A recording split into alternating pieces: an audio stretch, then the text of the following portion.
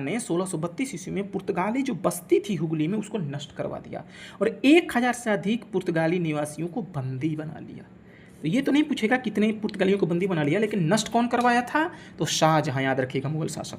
ठीक है, अब आगे चलते हैं। ठीक है, कासिम बाजार की फैक्ट्री के प्रमुख, कासिम बाजार जो था वहाँ के फैक्ट्री के प्रमुख जॉब चारनॉक ने अंग्रेजों के व्यापारिक केंद्र के लिए हुगली के स्थान पर सूतानूती तथा सुतनौती को चुना। याद रखिएगा, क्या यहाँ इसका मतलब क्या है कि कासिम बाजार की फैक्ट्री के प्रमुख जॉब चारनॉक ने अंग्रेजी के व्यापारिक केंद्र के लिए, किसके? अंग्रेजों के व्यापारिक केंद्र के लिए, अंग्रेजी नहीं, अंग्रेजों के व्यापारिक केंद्र के लिए जो हुगली था, क्या हुगली जो था उसको, हुगली को, हुगली नहीं, हाँ, हुगली व्यापारिक केंद्र के लिए हुगली के स्थान पे, जो हुगली थी उसके स्थान पे सूतानूती और सुतनौती, एक ही कहते, उसी को कहते थे, सूतानौती कहो चाहे सुतनौती, जो कि कलकत्ता में है। कहाँ पे है सुतनौती? कलकत्ता में, को चुना। यानी कि जो अंग्रेजों का व्यापारिक केंद्र कहाँ चुना गया? तो सुतनौती में चुना गया अभी। ठीक है, कोच्चि जो केरल में है 1814 ईस्वी में ब्रिटिश उपनिवेश के तहत शामिल हुआ। यानी 1814 ईस्वी में, अंग्रेज तो पहले ही आ गए थे, तो जो 1814 ईस्वी में जो ब्रिटिश उपनिवेश था उसके अंडर में कोच्चि को शामिल किया गया। यानी कोच्चि पहले इसके अंडर में नहीं था, ब्रिटिश उपनिवेश में कब आया? 1814 ईस्वी में। ठीक है, 1599 ईस्वी में इंग्लैंड के एक मर्चेंट एडवेंचर्स नामक दल ने अंग्रेजी ईस्ट इंडिया कंपनी अथवा the governor and company of merchants of the London trading into the east Indies की स्थापना की। ध्यान दीजिएगा, ये लोग देखें कि अंग्रेज देख रहे थे, ब्रिटिश जो थी वो देख रहा था, ब्रिटिश के जो भी व्यापारी थे वो देख रहे थे कि पुर्तगाली जो हैं वो व्यापार कर रहे हैं। तो ये गए उस समय एलिजाबेथ के पास, कहें कि हमें भी व्यापार करना है, वो भी कहाँ? तो ईस्ट इंडिया में हमें भी व्यापार करना है, ईस्ट इंडीज में। ठीक है, तो ईस्ट जो इंडीज है वहाँ पे इस अंग्रेज भी कहें कि हमें व्यापार करना है। तो वहाँ पे एलिजाबेथ ने एक अपना क्या किया कि अधिकार पत्र जारी किया कि भाई आप लोग जाके भारत में 15 वर्षों के लिए व्यापार कीजिएगा, ये हम भेज रहे हैं।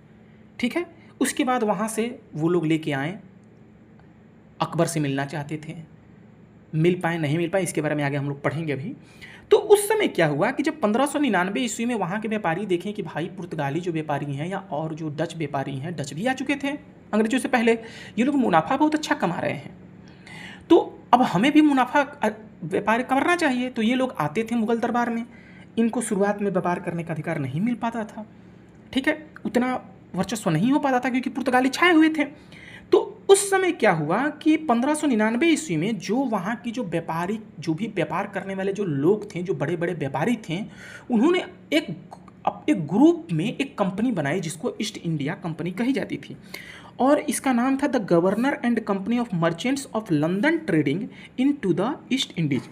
ठीक है, कि स्थापना किया दिसंबर 1600, ध्यान दीजिएगा, कब? दिसंबर 1600 में ब्रिटेन की महारानी जो बोले हैं एलिजाबेथ ने पूर्व के साथ यानी ईस्ट के साथ व्यापार हेतु 15 वर्षों के लिए अधिकार पत्र प्रदान किया था।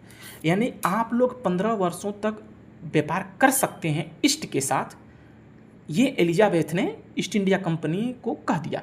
व्यापारियों का जब ग्रुप गया वहाँ पे, गुट गया कि हमको व्यापार करने की छूट दी जाए, तो कहा कि ठीक है आप जाइए व्यापार कीजिए। और एकाधिकार था, याद रखिएगा, इनका क्या था? एकाधिकार था, यानी सिर्फ यही व्यापार कर सकते थे ब्रिटिश से, ईस्ट इंडिया कंपनी, और कोई कंपनी व्यापार नहीं कर सकती थी। इसके बारे में हम लोग पढ़ेंगे जब हम लोग संवैधानिक विकास पढ़ेंगे, तो उसमें है कि जब आते थे ये लोग व्यापार करने, तो उस समय कोई व्यापार करने किसी की छूट नहीं दी गई थी, इन्हीं को छूट दी गई थी बस। तभी एकाधिकार को समाप्त किया जाता है आगे के एक्टों में। पहले एक अधिकार का था ईस्ट इंडिया कंपनी के, बाद में एक अधिकार को खत्म कर दिया जाता है, फिर चाय का व्यापार को चीन के साथ कर दिया जाता है, फिर बाद में चाय के व्यापार को भी खत्म कर दिया जाता है, और चीन के साथ के भी व्यापार को खत्म कर दिया जाता है। ये सब चीज़ें हुई हैं संवैधानिक विकास में, कैसे कैसे इनके अधिकार को छीना गया, और 1857 में पूरी तरह छीन के ब्रिटिश क्राउन को दे दिया गया। 1898 फिर वायसराय बनने लगे। तो ये सब हम लोग पॉलिटी में पढ़ेंगे, जब पॉलिटी घटना चक्र पढ़ेंगे। अभी हम लोग को ये जानना है कि 15 वर्षों के व्यापार करने के लिए हम लोग ब्रिटिश का पढ़ रहे हैं, ध्यान दीजिएगा, इंपॉर्टेंट है। तो अंग्रेजी ईस्ट इंडिया कंपनी जो थी उसके गवर्नर जनरल को अंग्रेजी ईस्ट इंडिया कंपनी के रूप में एकाधिकार के लिए 15 वर्षों के लिए अधिकार पत्र दे दिया गया। ठीक है, अब देखिए क्या हुआ। इस दौरान भारत का बादशाह जो था 1556 से 1605 ईस्वी तक जब यह अधिकार दिया गया 1600 ईस्वी में, तो उस समय अकबर यहाँ का बादशाह था। लिवेंट कंपनी को 1593 ईस्वी में स्थल मार्ग से भारत में व्यापार करने का अधिकार पत्र प्राप्त हुआ। ठीक, 1500 लिवेंट जो कंपनी थी उसको 1593 ईस्वी में स्थल मार्ग से भारत में व्यापार करने का अधिकार पत्र प्राप्त हुआ। ठीक है, जहांगीर के शासनकाल में इंग्लिश ईस्ट इंडिया कंपनी ने सर्वप्रथम 1611, अब देखिए इनको आते आते ये आया था जो अधिकार पत्र था, अनुमति लेने का जो पत्र था वो आया था अकबर के नाम से, लेकिन आते आते पता चला कि अकबर चले गए थे, यानी कि चले थे पहले, पहुँचे बाद में। ठीक है, तो जहांगीर के शासनकाल में ईस्ट इंडिया कंपनी ने सर्वप्रथम किसके शासनकाल में अपनी कंपनी स्थापित की? तो ईस्ट इंडिया कंपनी ने 1611 ईस्वी में, किसके शासनकाल में? तो जहांगीर के शासनकाल में मसूलीपट्टनम अथवा मछलीपट्टनम, उसी को बोलिए, में अस्थायी, ये ध्यान दीजिएगा, अस्थायी कारखाना स्थापित किया। ये पूछता है, फंसा देता है। अब क्या फंसाता है देखिए आगे। 1613 ईस्वी में सूरत में स्थापित कारखाना अंग्रेजों की प्रथम अस्थायी कारखाना था। फंस गए। अब जिसको कन्फर्म नहीं होगा पूछ देगा कि अंग्रेजों ने अपनी अस्थायी कारखाना कब स्थापित किया, तो लोगों के दिमाग में होगा 1611 में मसूलीपट्टनम में अंग्रेजों ने अपनी पहली कारखाना स्थापित किया था। तो अगर उन्होंने अस्थायी और अस्थायी पे फोकस नहीं किया तो वहाँ पे क्वेश्चन गलत हो सकता है। तो याद रखिएगा, प्रथम अस्थायी जो कंपनी कारखाना था वो सूरत में स्थापित किया गया था 1613 में, और प्रथम जो अस्थायी कारखाना था वो मसूलीपट्टनम में स्थापित किया गया था 1611 ईस्वी में। तो ये याद रखिएगा। और अगर कुछ ना बोले, सिर्फ बोले कि प्रथम कारखाना, तो 1611, ये भी ध्यान दीजिएगा। ठीक है, ठीक। सूरत में डचों द्वारा 1616 ईस्वी में, जबकि फ्रांसीसियों द्वारा 1668 ईस्वी में। 64-65 में तो आए ही थे जो फ्रांसीसी थे, तो आने के बाद ही तो करेंगे। तो 1668 में डच आ गए थे पहले, लेकिन वहाँ पे वो सूरत में कारखाना भी स्थापित अपना नहीं कर पाए थे। जबकि सूरत में याद रखिएगा 1613 में जब अंग्रेजों द्वारा, जब यानी ईस्ट इंडिया, अंग्रेज मत कहिए, ईस्ट इंडिया कंपनी द्वारा, या अंग्रेज भी कह सकते हैं, जब प्रथम अस्थायी कंपनी जो थी, अस्थायी कारखाना जो स्थापित किया गया था वो सूरत में 1613 ईस्वी में स्थापित किया गया। उसके बाद डचों ने, आए तो पहले थे डच, लेकिन डचों ने 1616 ईस्वी में कारखाना स्थापित किया, और फ्रांसीसी आए थे 1664 के आसपास, तो 1668 ईस्वी में इन्होंने कारखाना स्थापित किया। ठीक है, आगे चलते हैं।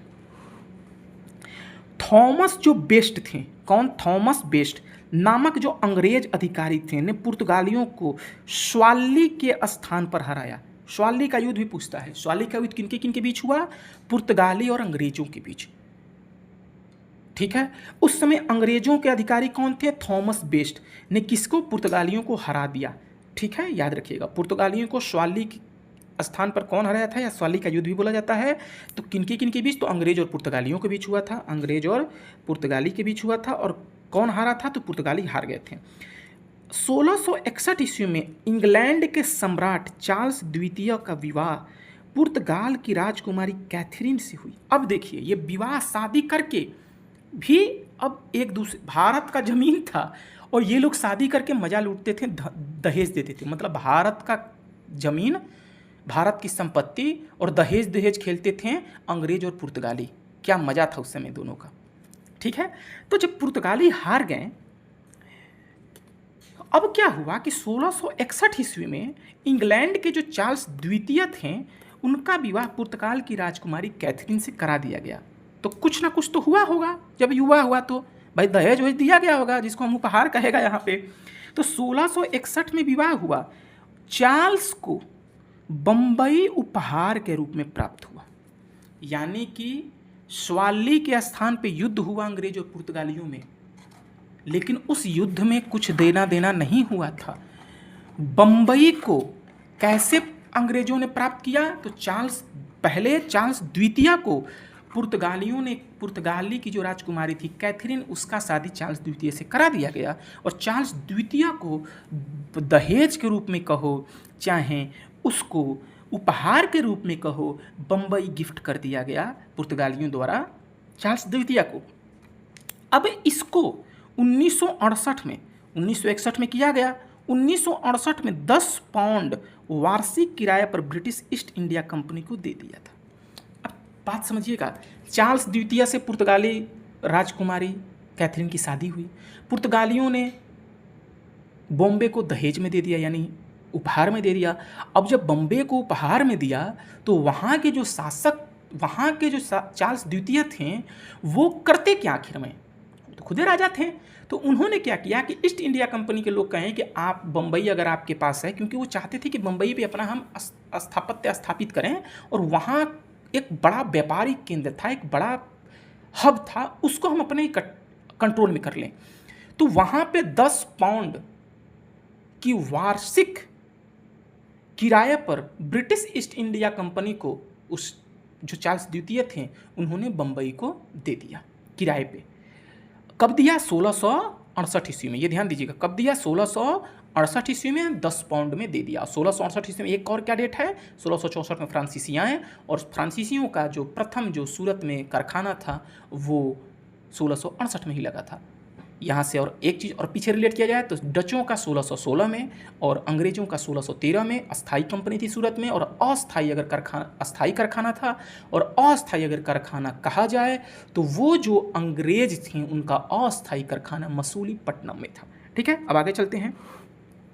बम्बई के अंग्रेज गवर्नर जॉन चाइल्ड ने 1688 ईस्वी में बम्बई और पश्चिमी समुद्री तट के मुगल बादशाहों का घेरा डाला तथा मक्का जाने वाले हज यात्रियों को बंदी बनाने का प्रयास किया। देखिए ये लोग क्या किए, पहले किराए पर ले लिए बम्बई को, और बम्बई में मुगल का भी उस समय थोड़ा वर्चस्व था। तो ये लोग क्या करने लगे कि जो भी हज यात्री थे उनको बंदी बना लिए और जो मुगल बादशाह था उस पर घेरा डालने लगे। ठीक है, अब आगे, इसके फलस्वरूप उसे औरंगजेब ने भारत से निष्कासित करने का आदेश दे दिया। याद रखिएगा। और जब ये सब काम करने लगे, ये लोग घेराबंदी करने लगे, ये करने लगे, तो औरंगजेब ने ब्रिटिश ईस्ट इंडिया कंपनी के जो गवर्नर चाइल्ड थे उनको भारत से निष्कासित करने का आदेश दे दिया। ठीक है, अब आगे चलते हैं। कर्नाटक का प्रथम युद्ध, याद रखिएगा, कर्नाटक का प्रथम युद्ध कब हुआ? 1746 से। अभी हम टोटल युद्ध भी पढ़ेंगे, कर्नाटक का युद्ध, फिर से मैसूर के साथ युद्ध, आंग्ल मराठा युद्ध, आंग्ल सिख युद्ध, ये सब पढ़ेंगे विस्तार रूप से। अभी यहाँ जो दिया है उसको पढ़ते हैं क्योंकि हम लोग इसको ख़त्म करना है जल्दी। कर्नाटक का प्रथम युद्ध 1746 से 48 के बीच में हुआ, यानी 2 साल चला, 2 से 3 साल। और ये हुआ क्यों था? अब देखिए कर्नाटक का युद्ध क्यों हो रहा था। मान लीजिए कि एक तो भारत था और एक तरफ और भी तो व्यापार स्थापित करने के लिए युद्ध हो रहा था, अपना वर्चस्व स्थापित करने के लिए। तो ऑस्ट्रिया पे अधिकार करने के लिए युद्ध हो रहा था। ठीक है, जो भी यूरोपीय शक्तियां थी उनके बीच। तो उसमें ऑस्ट्रिया पर उत्तराधिकार करने के लिए युद्ध कौन हो रहा था?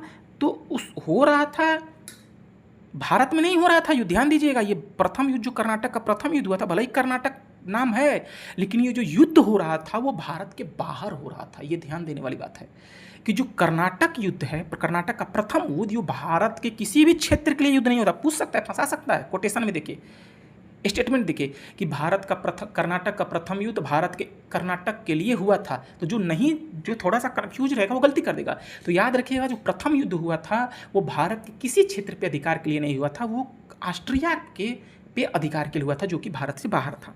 ठीक है, तो याद रखिएगा, ऑस्ट्रिया पर उत्तराधिकार के लिए युद्ध हुआ, जो 1740 ईस्वी में प्रारंभ हुआ था, का विस्तार मात्र था। 1740 में प्रारंभ हुआ, 1746 से 48 के बीच हुआ, और उसी का मान लीजिए कि अंग्रेज, जो भी यूरोपीय शक्तियाँ थीं, वो अपने यहाँ तो लड़ ही रही थी ऑस्ट्रिया पर अधिकार करने के लिए, लेकिन जब वो भारत में व्यापार करने के लिए भी तो उनका युद्ध होगा। तो जब वहाँ उन दोनों लोगों में युद्ध छिड़ा है तो वो जहाँ जहाँ लोग होंगे वहाँ वहाँ उसका इफेक्ट पड़ेगा। यानी कि अब मान लीजिए अगर हम कहें कि गुजरात में, भारत का अगर हम कोई सेक्टर लेते हैं, राज्य लेते हैं कि गुजरात में लोगों के बीच, गुजरात और पंजाब के लोगों के बीच युद्ध हो गया, सपोज दैट, मान लीजिए। तो अब अगर गुजराती और पंजाबी मान लीजिए कि राजस्थान में अगर रहेंगे तो उन लोगों में भी तो हो सकता है बहस या झगड़ा या बहस उसी टॉपिक पे हम सही तो हम सही, या हम अधिकार करेंगे। उसी हिसाब से हो तो रहा था बाहर भारत से, लेकिन भारत में भी वो लोग व्यापार कर रहे थे, तो भारत में भी वो उसका इफेक्ट दिख रहा था कि हम कम नहीं तो हम कम नहीं, यही है। तो इसीलिए उसको कर्नाटक का युद्ध कहा गया। गृह सरकारों की अवज्ञा के विरुद्ध ही दोनों दलों अंग्रेजों और फ्रांसीसी ने 1746 ईस्वी में युद्ध प्रारंभ हो गया। अंग्रेज और फ्रांसीसी के बीच 1746 ईस्वी में कर्नाटक का युद्ध प्रारंभ हो गया। नहीं, ये कर्नाटक के लिए नहीं पता है, बट ये याद रखिए कि अंग्रेजों और फ्रांसीसी के बीच 1746 ईस्वी में युद्ध प्रारंभ हो गया। कैप्टन बर्नेट, ये कौन सा कैप्टन थे? अंग्रेजों के कैप्टन। अंग्रेजी कैप्टन जो बर्नेट थे, उनके नेतृत्व में अंग्रेजी सेना द्वारा कुछ फ्रांसीसी जहाज़ों पर अधिकार कर लेना युद्ध के तत्कालीन कारण था। यानी कि जो कर्नाटक का युद्ध हुआ था वो अंग्रेज और फ्रांसीसी के बीच हुआ था। 1664 में फ्रांसीसी भारत आ गए। बात समझिएगा, 1664 ईस्वी में फ्रांसीसी कहाँ आ गए? भारत आ गए। जब 1664 में फ्रांसीसी भारत आ गए और 1746 में युद्ध हो रहा है, यानी कि फ्रांसीसी वहाँ भी लड़ रहे हैं फ्रांसीसी अंग्रेज, और यहाँ भी लड़ रहे हैं फ्रांसीसी अंग्रेज। तो वहाँ अगर युद्ध हो रहा है तो यहाँ भी तो उसका इफेक्ट पड़ेगा। तो उसी हिसाब से भारत में भी उसका विस्तार देखने को मिला। जो ये फ्रांसीसियों के जहाज़ों पर अधिकार कर लेना ही युद्ध का तत्कालिक कारण था।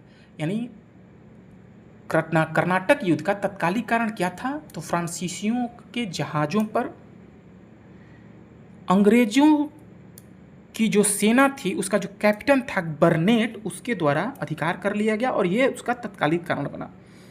प्रथम कर्नाटक युद्ध के समय ही कर्नाटक के नवाब अनवरुद्दीन ने महफूज खां के नेतृत्व में 10,000 की भारतीय सेना को फ्रांसीसी पर आक्रमण करने के लिए भेजा। याद रखिएगा, इस समय एक तो फ्रांसीसी और अंग्रेज में चल रहा था, और प्रथम जो कर्नाटक युद्ध था उस समय जो कर्नाटक के नवाब थे अनवरुद्दीन, उन्होंने महफूज खां के नेतृत्व में, कौन नेतृत्व कर रहा था? महफूज खां। उस समय कर्नाटक के नवाब कौन थे? अनवरुद्दीन। याद रखिएगा, महफूज खां नेतृत्व कर रहे थे, लेकिन उस समय नवाब कौन थे? अनवरुद्दीन। इनके नेतृत्व में, किसके? महफूज खां के, भारतीय सेना को फ्रांसीसियों पर आक्रमण करने के लिए भेजा गया। यानी भारतीय सेना, यानी कि उस समय जो अनवरुद्दीन थे, उन्होंने अपनी सेना को किससे युद्ध करने के लिए, किस पे आक्रमण करने के लिए भेजा? तो फ्रांसीसियों पे आक्रमण करने के लिए भेज दिया। ठीक है। कैप्टन पैराडाइज के नेतृत्व में फ्रांसीसी सेना ने अडयार नदी पर स्थित सेंट थामे नामक स्थान पर नवाब की सेना को पराजित किया। याद रखिएगा, अनवरुद्दीन के द्वारा जो भेजा गई थी सेना, जिसका नेतृत्व कर रहे थे महफूज खां, और फ्रांसीसी जो शक्ति थी, उसका नेतृत्व सेना थी, उसका नेतृत्व पैराडाइज कर रहे थे। फ्रांसीसी सेना ने अडयार नदी पर, कहाँ पे? अडयार नदी पर सेंट थोमे नामक स्थान पर नवाब की सेना को पराजित कर दिया। यानी कि उस समय जो अनवरुद्दीन जो भेजे थे, कर्नाटक के नवाब थे, उनको पराजित कर दिया। ठीक है भाई। यूरोप में युद्ध बंद होते ही कर्नाटक का प्रथम युद्ध समाप्त हो गया। यानी कि जैसे ही यूरोप में युद्ध खत्म हुआ, कर्नाटक में भी युद्ध खत्म हो गया। यानी यूरोप, जब तक युद्ध यूरोप में चलता रहा तब तक यहाँ भी चलता रहा। ठीक है। एक्सला सापले संधि, याद रखिएगा, ये important, this is more important. एक्सला सापले संधि, एक्सला सापेल संधि किनके बीच हुआ था? तो ये जो प्रथम कर्नाटक युद्ध हो रहा था, तो इसके साथ ही एक्सला सापेल की जो संधि हुई, उसमें ऑस्ट्रिया पर उत्तराधिकार का युद्ध समाप्त हो गया। यानी जो कर्नाटक युद्ध छिड़ा था कि हम ऑस्ट्रिया पे अधिकार करेंगे, वो युद्ध समाप्त कब हुआ? तो समाप्त हुआ 1748 ईस्वी में। और ये संधि कब हुई? तो एक्सला सापेल संधि। संधि का नाम क्या है? एक्सला सापेल संधि। 1748 में, 46 से 48 तक प्रथम कर्नाटक युद्ध हुआ। तो उसके बाद एक्सला सापेल जो संधि थी वो यहाँ पे हुई, और ऑस्ट्रिया के उत्तराधिकार का युद्ध समाप्त हो गया, तथा मद्रास अंग्रेजों को पुनः प्राप्त हो गया। याद रखिएगा, मद्रास भी अंग्रेजों को पुनः प्राप्त हो गया। यानी फ्रांसीसी सेना ने तो हरा दिया था अनवरुद्दीन को, तो फ्रांसीसी सेना यानी फ्रांसीसियों का हो जाना चाहिए था कर्नाटक का मैसूर, लेकिन मैसूर जो था फ्रांसीसियों का हो जाना चाहिए था, लेकिन नहीं हुआ।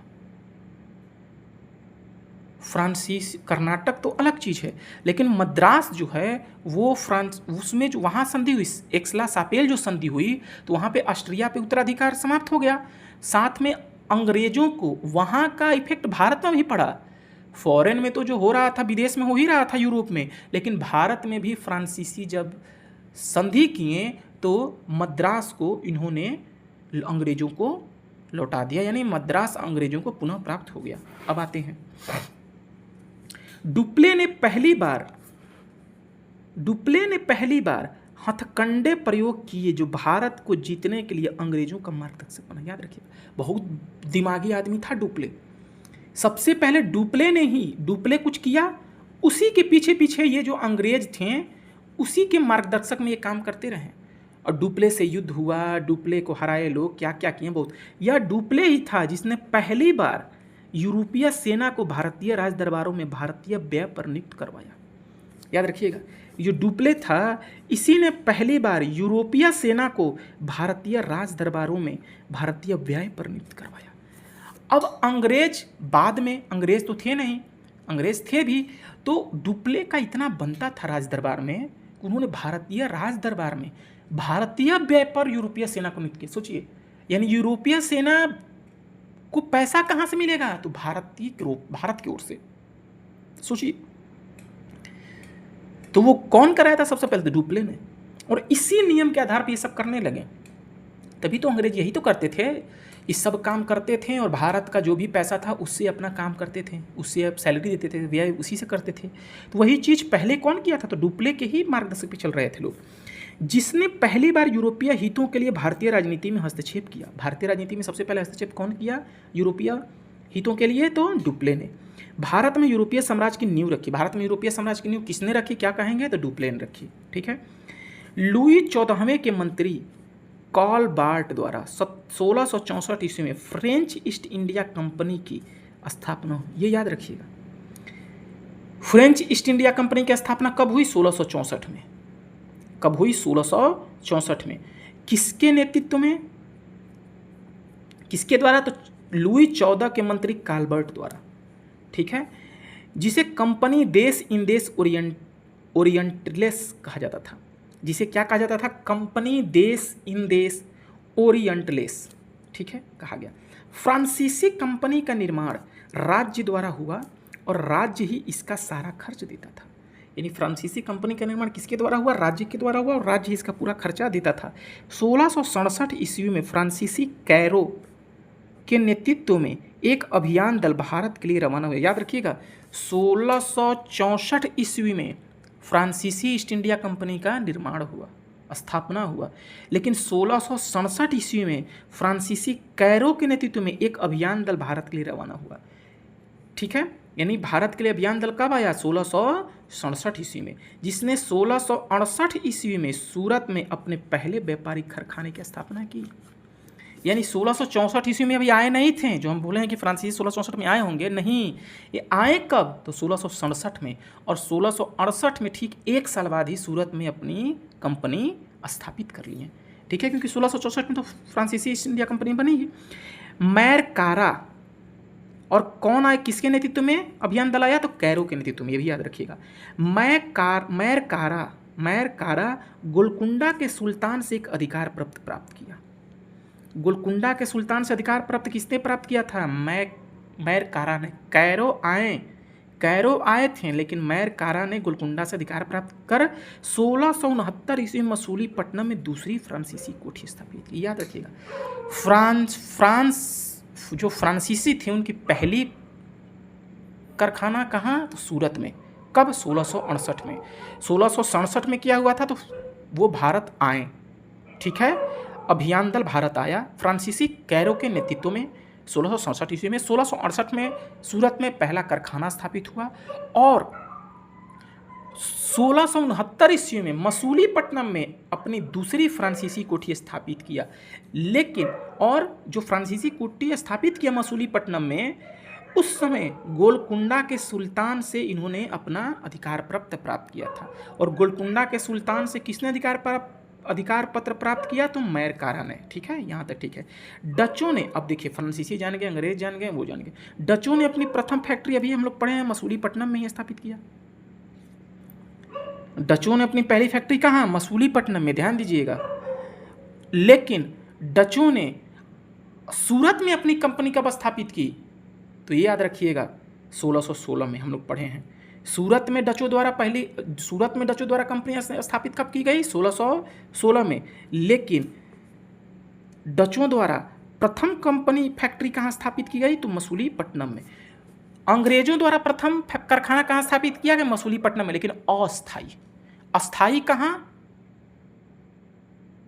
तो सूरत में। अस्थायी 1611 में, अस्थायी सूरत में जो स्थापित किया गया था वो 1613 में।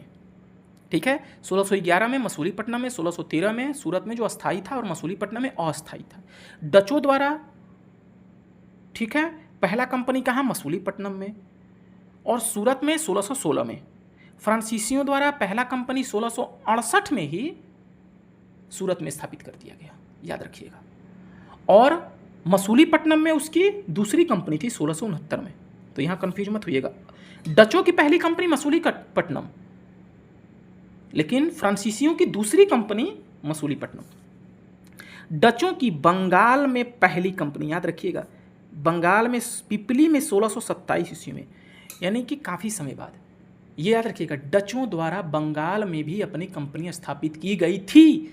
कौन सी कंपनी, कहाँ थी? तो पिपली में।